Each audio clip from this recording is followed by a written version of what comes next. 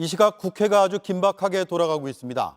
민주당이 조금 전 검찰의 수사권을 없애는 법안을 법사위 소위에서 단독으로 처리했습니다. 이제 남은 건 법사위 전체 회의 그리고 본회의입니다.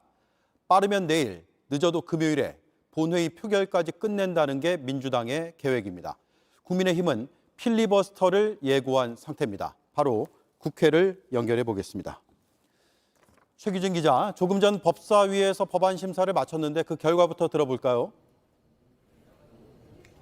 네, 조금 전에는 오후 7시 10분쯤 국회 법사위 법안 소위가 끝났습니다. 여야가 지난주에 합의했던 대로 검찰의 경제범죄와 부패범죄 수사권만 남겨둔 채 나머지 수사권을 없애는 내용의 검찰정법과 형사소송법 개정안이 조문심사를 마쳤습니다.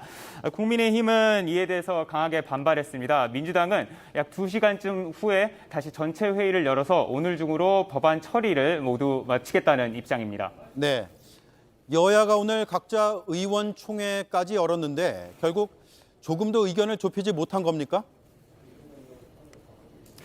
네, 오전 상황부터 설명을 드리면 여야 원내대표가 박병석 국회의장 주재로 오전에 만났습니다만 각자의 입장 차이만 확인한 채 끝이 났습니다.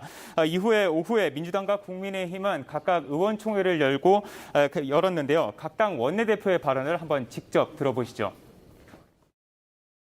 여야 합의를 손바닥 뒤집듯 하는 국민의힘과 도대체 어떤 합의와 약속을 더 할 수 있겠습니까? 여야 합의안을 가지고 오늘 법사위를 차질 없이 밟고 내일 본회의 소집을 강력히 요구해서 처리의 절차에 임하겠습니다. 여야가 합의를 했다 하더라도 그 합의사항이 국민에게 수용이 되지 않을 때는 당연히 재논의하고 재협상을 해야 되고 국민의 뜻에 맞춰가는 것이 저는 정치권의 책무다 이렇게 생각을 하고 있습니다. 들으신 것처럼 여야 원내대표들은 확고한 입장을 밝혔고 각 의원총회의 결론도 역시 더 이상의 타협점은 없는 것으로 나타났습니다. 박홍거 원내대표는 국민의힘이 검찰에 선거범죄 수사권을 남기자고 제안한 정의당의 제안도 국민의힘이 거부했다고 비판했는데요. 권성동 원내대표는 중재안을 수용한 것이 실수였다면서 의원총회에서 사과하기도 했습니다.